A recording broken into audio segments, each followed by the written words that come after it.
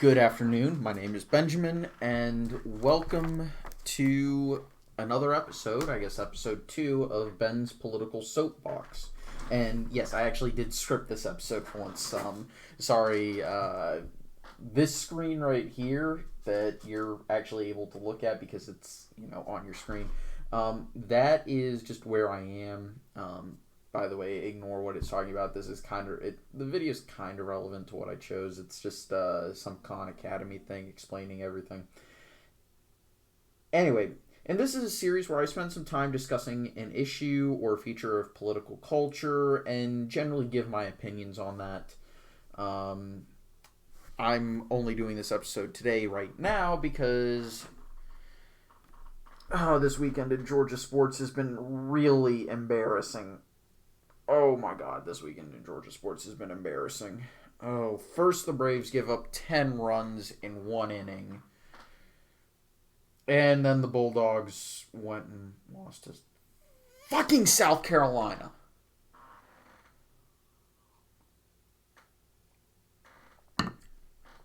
Anyway, that's really good. Oh, that's really good. Anyway, so this show is about opinions. And, actually, let me slow this down for... Oops. Wrong thing. Yeah, I know. Shut up. I don't care how professional or unprofessional this is. Anyway, you can go bye-bye now. There we go.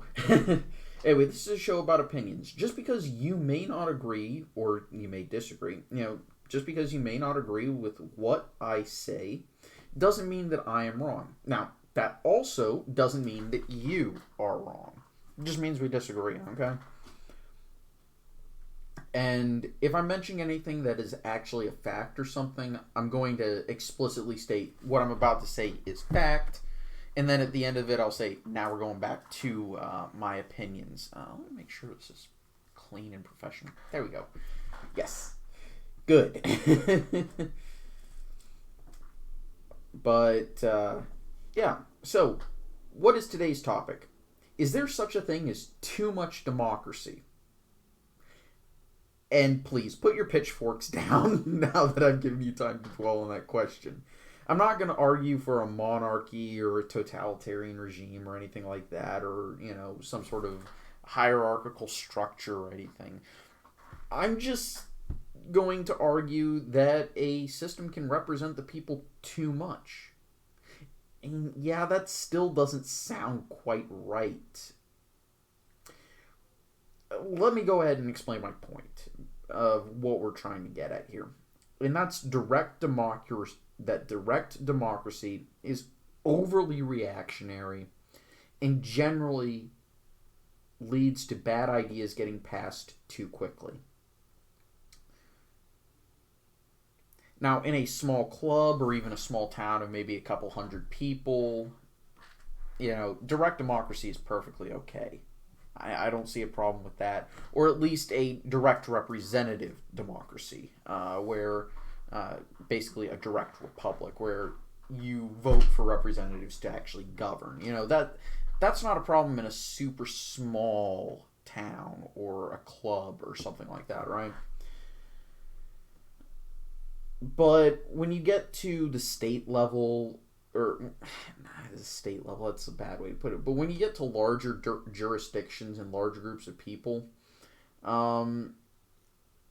that's really just a bad idea. Because not everybody's going to have time to research the issues. Not everybody's going to have time to properly educate themselves on who the candidates are. That's natural, and that's to be expected, and, fine. Cool. But the problem is, if we're directly electing people at these higher levels, in the U.S., I'm going to use the state, I'm going to use the U.S. as my primary example, but at the state and federal level, there's so much of a difference, and a lot of people don't seem to realize that there's a lot of difference between what you want done at the state level and the local level compared to what you want done at the federal level. And it's just I don't think direct democracy can work in a nation of, or at least a direct republic can't work in a nation of 340 million people. It just can't. That said, a republic can work up to everyone, right? I honestly think a republic can work no matter the size of the population. My problem is that elections can be too direct. Now, there are more important decisions at these larger levels of government, right? And there's more serious consequences, so it's more important that you get the decisions correct. And you can't do that if you have a very direct democracy, because it's going to be reactionary by design, almost. Because whoever is going to have the best emotional appeal, because that is the best rhetorical appeal that you can give, is emotional. Whoever has the best emotional appeal is going to win that no matter what. It doesn't matter what your logic and ethical appeals are, even if those basically disprove the person who has the emotional appeal. The emotional appeal is going to win, because who wants to talk about statistics and facts and figures when you can say, and this, by the way, remember, this is my opinion, when you can just say, oh no, we're going to stand on our platform and say, we need to do this to protect our kids. Yeah. The second you bring children into it, the other side is won, even if they're correct, or the other side is lost, even if the other side is correct. Because no one wants to go against kids. Right?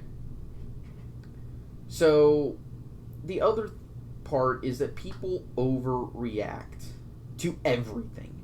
And for proof, just look at sports anywhere. Sports is 100% proof of this. And it's probably the only place people take something as far as they do in politics, where they are as passionate about sports as they are about politics. A good example would be college football down in the South. Yeah, exactly. Of course, in Europe, you've got football hooliganism. For those of us in the civilized world, we call it soccer. I think I just lost all my European fans. Bye-bye. I'm just kidding. In all seriousness, y'all are welcome. I'm just having fun with y'all. That said, a Brit did coin the word soccer, so... Anyway.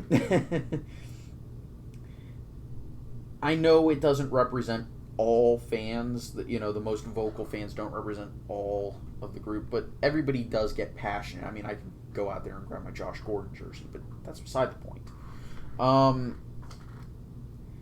Enough people are passionate about sports that oftentimes fan bases get stereotyped. And that's true about politics. Enough people are passionate about politics that their party and the people who they support and their political beliefs get stereotyped to a certain type of person. For example, libertarians. Look at my channel logo. Us libertarians, we get stereotyped as know-it-alls. I mean, I kind of live up to that one to a degree, but we get stereotyped as, neckbeards living in our parents' basement. I don't live in my parents' basement. This is my own place. I pay the rent and the electricity. Water's actually included in rent, but that's beside the point. I pay my damn property taxes. I'm actually on my own. Not really, but when I say not really on my own, that means my family still loves me. And I still love them, but, that's not to say that we are, that they're not paying for my shit.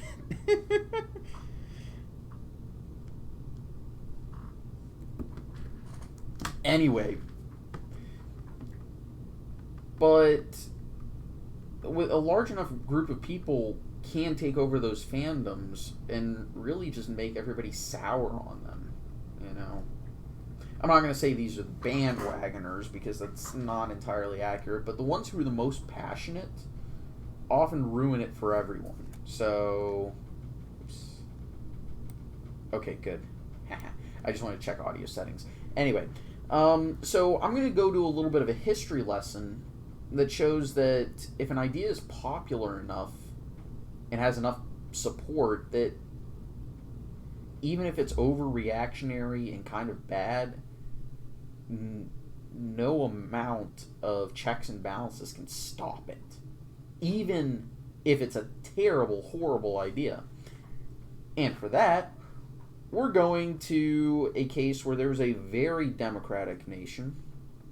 When I say very democratic, I mean basically every position in the government was elected.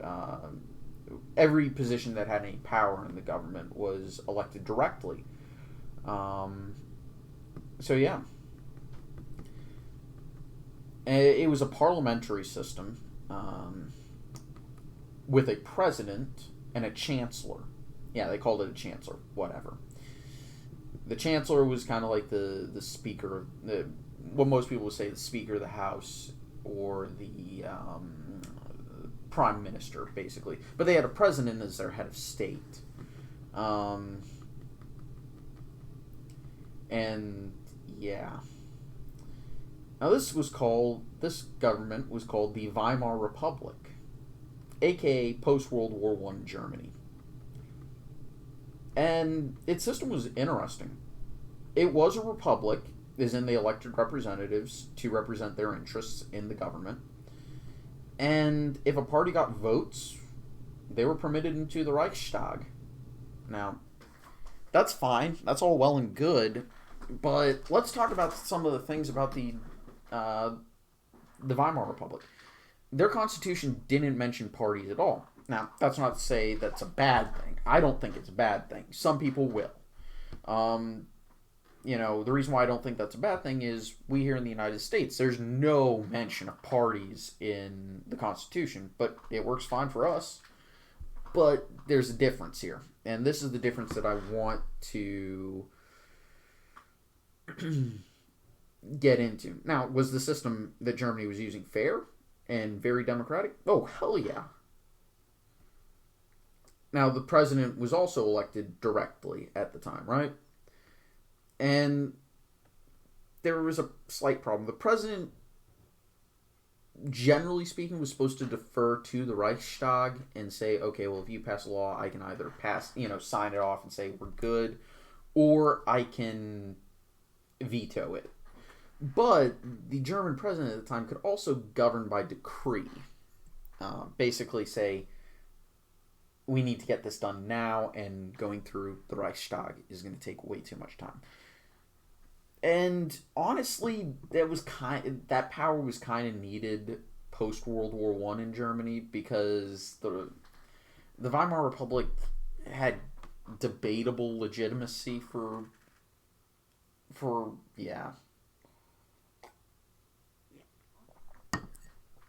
because the German Empire had been dissolved in the Treaty of Versailles, and most of the people from that government had actually left. There were a few still around, and most of them found themselves in high up places in the Weimar Republic.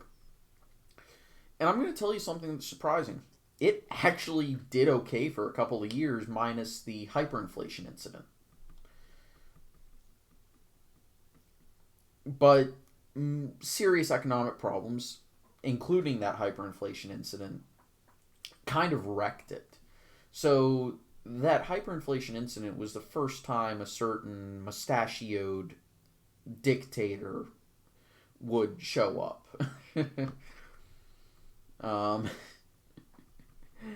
I'm trying not to mention his name because I'm afraid I might I'm probably already demonetized because I'm not, a progressive, but that's beside the point.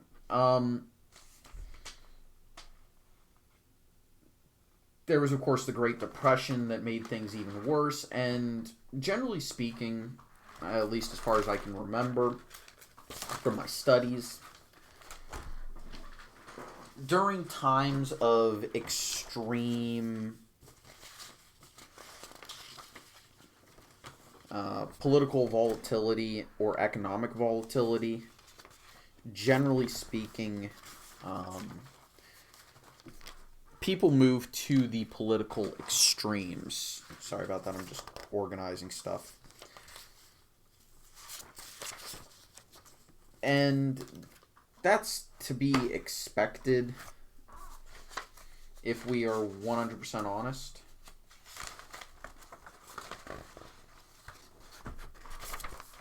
Yeah. Okay. Sorry. I'm organizing stuff. I shouldn't be. I know it's entirely professional, but sometimes when papers fall out, you have to do this. Anyway, moving back to the topic. And I'm trying to get this done somewhat quickly because I want to try and record a series that I want to release generally on the weekends. But it's not my typical content. I'll release the first episode tomorrow because I want to. And that'll be tomorrow morning. It'll probably go up during the the London game tomorrow because I'm probably going to wake up, post it, and then watch the London game, or I may watch the Japanese Grand Prix instead. Anyway. Yeah, people tend to move to the political extremes during times of instability in their nation, and that's exactly what happened in Germany, and we got that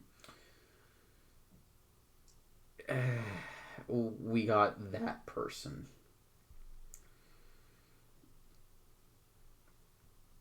And we all know which extreme won. Obviously, there are many systems and checks and balances in the United States to prevent that sort of coup, but with a direct democracy, that kind of falls apart because eventually, with a direct democracy, you're going to be able to pass enough laws to get rid of those checks and balances.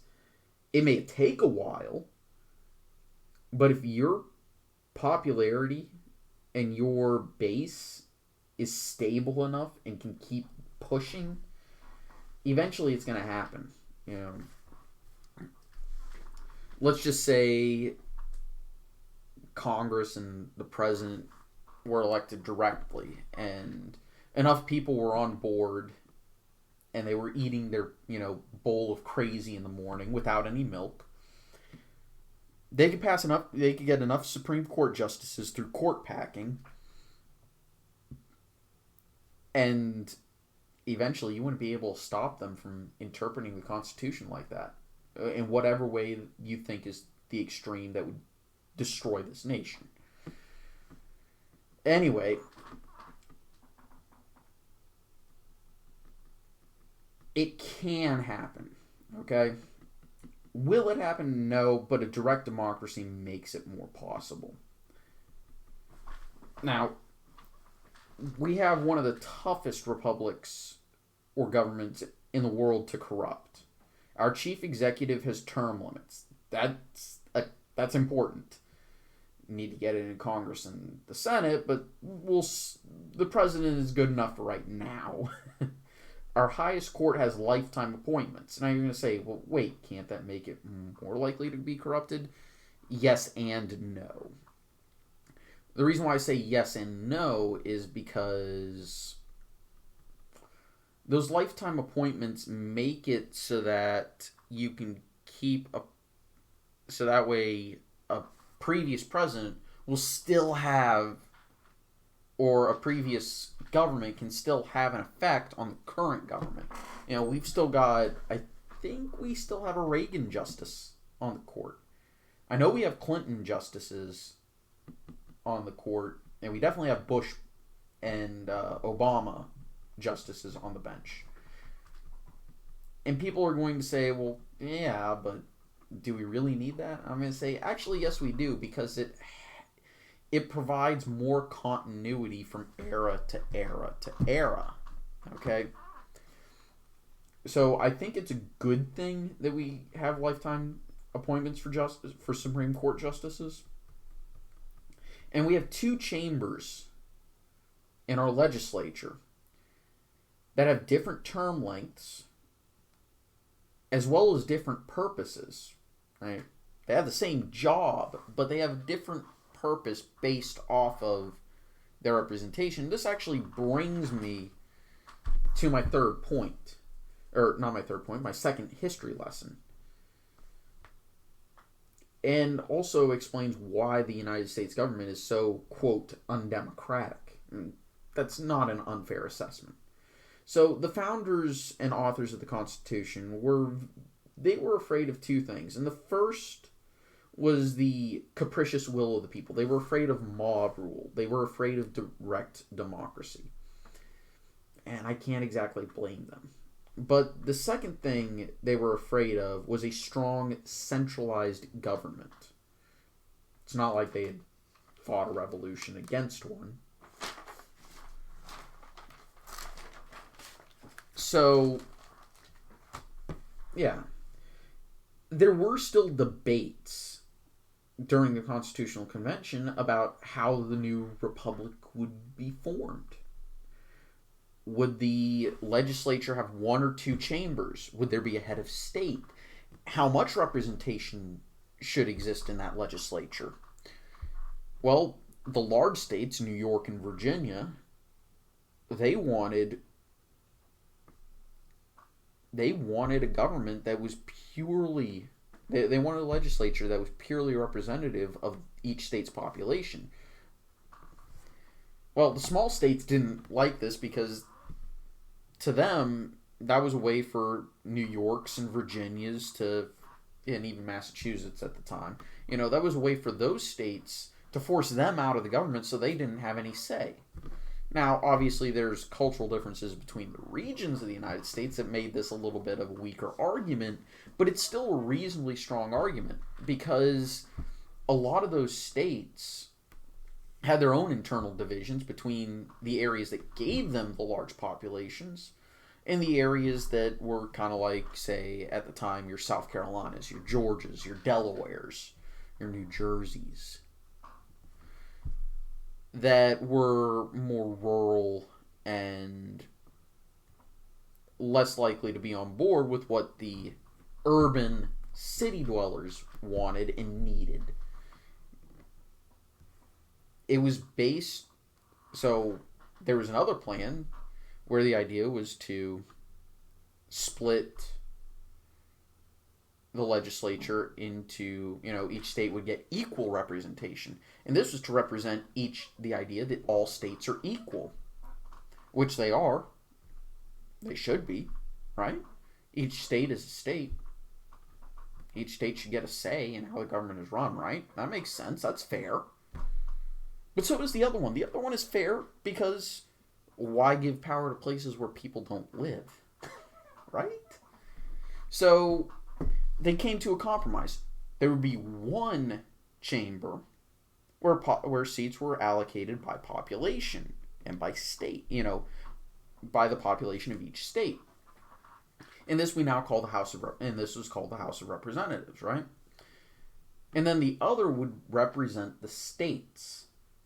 Hence why the state legislatures originally appointed senators. Right? And that would represent the states. So there would be one chamber to represent the people and one to represent the states.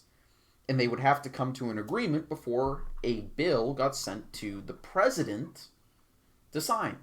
And the Electoral College is a combination of each state's delegation to both chambers. So the senators, that's 2 votes each because it's equal representation, plus their House delegation. So not only was this idea of the people and the states coming together to pass a bill to the president, but it was also brought in for the Electoral College to say, okay, the people and the state has to agree. Right? That's the whole point. And I know I scripted me saying, right? A bit too much. I won't do that again. I just wanted it to kind of be as kind of a funny point. Anyway. So, They also put in a lot of checks and balances on the power of the federal government in order to prevent a lot of chaos that can happen in a direct democracy. For example, there's no law or most of the amendments to the Constitution state that the government can't restrict this right or that right or some other right? For example, the First Amendment, Congress shall make no law abridging the freedom of speech, freedom of religion, freedom of the press, freedom of petition, and freedom of peaceable assembly. Notice how it's saying that Congress shall not pass a law that will abridge those rights. That means that those rights already exist. Now, say what you will about it, but the Second Amendment does say the right of the people to keep and bear arms shall not be infringed. It means the people already have it. Now, I know I'm ignoring the first clause, but I'm not doing that for any sort of political statement or anything. I'm just using it because the key words are in the clause that I mentioned. Shall not be infringed, right? That means it already exists and that Congress can't take it away, that the government cannot take it away. The United States is probably the only nation that has a constitution like that, where we are preventing the government from taking rights rather than stating the people have the right to blank. Because that interpretation means that the government is granting those rights. In our case, the government can't take our rights. And that goes through to the various different other amendments. For example, preventing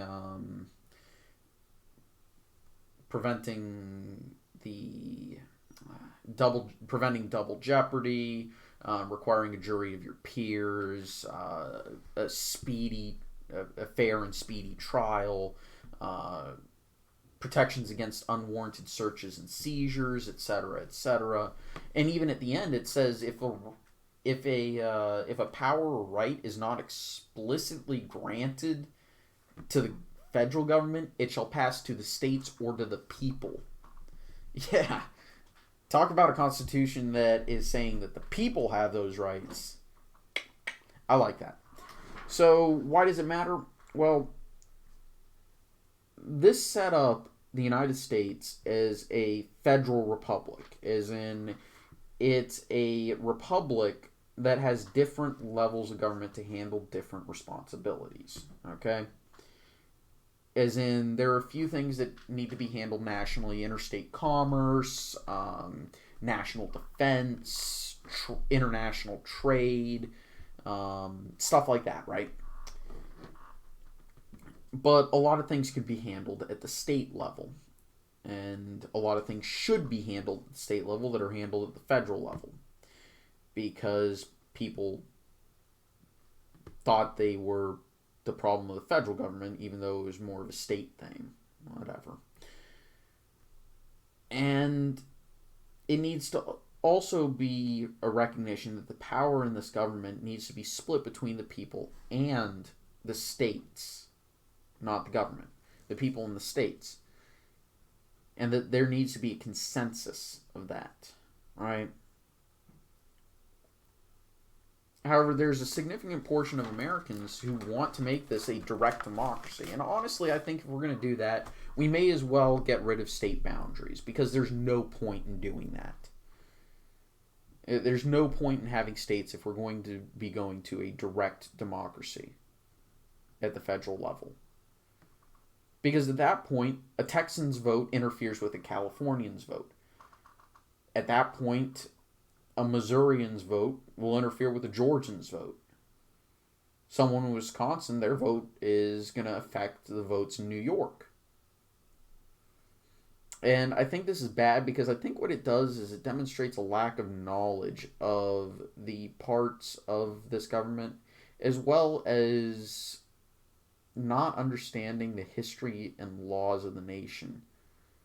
I don't think it's a failure on their part to think critically. I just think it's a failure of our civics classes to properly educate Americans while they're in school of how things work in the United States and how our government was set up and why our government was set up the way it was. You know, and part of it was that our government, our constitution, and our laws were designed to resist popular groundswells. It was designed to resist the will of the people, essentially. And for good reason. I'm about to go into history lesson number 3. Sometimes an idea gets popular enough that it can even pass as a constitutional amendment. And that's what I want to talk about, is the one case that kind of proves my point. And that's prohibition. So, a bunch of people, actually a large portion of people, decided it'd be a good idea to ban the sale / production of alcohol. Didn't necessarily ban the consumption, but yeah, they kind of did ban the consumption as well. And part of that is because the temperance movement thought it was a good idea, and they probably still think it's a good idea. Intelligent people don't think it's a good idea. And there's a reason why. Number one, we Americans like our booze. We like alcohol. That's the first thing. The second thing is, as a Catholic, hi. As a Catholic, we kind of actually need wine in order to celebrate the Mass properly. That's not a joke, by the way. We actually do need wine in order to celebrate the Eucharist. But it was a bad idea for a lot of reasons. Number one, like I said, Americans like their alcohol. And that caused a massive spike in crime, not just organized crime, but it caused a massive spike in organized crime. This is when the mobs and gangs and groups like the mafia and all those groups, that's when they came to prominence, and all of a sudden you've got mobsters like Al Capone, or gangsters, whatever you want to call them. Your Al Capones, your Machine Gun Kellys, the historical one, not the shitty rapper.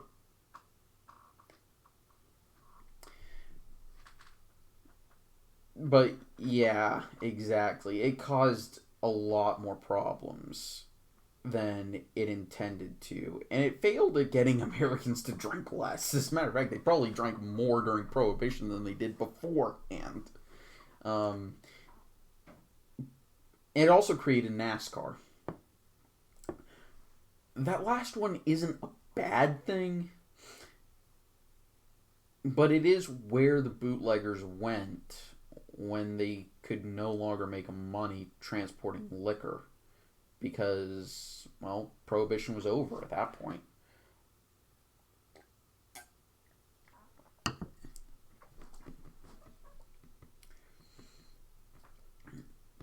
But I guess the moral of the story and my point is that just because something sounds like a good idea or is popular, intelligent, or just because something sounds like a good idea and is extremely popular, doesn't make it a good idea. This is why direct democracy is risky. And let's not forget that in a direct democracy, if you stuff enough ballot boxes, you're going to win. In the current system that we have, it's extremely difficult. I would argue impossible to rig an American election. And if you did try to do it, you'd get caught because of how many moving parts there are. As arcane and insane as the Electoral College is, it prevents an illegitimate winner of the Electoral College. Anyway, my point's over, and I'm kind of done rambling. I hope my point was kind of clear. The Electoral College and, by extension, the Senate are perfectly okay, as is. Anyway, I hope you all enjoyed. I'll see you guys next time. Take it easy. Bye.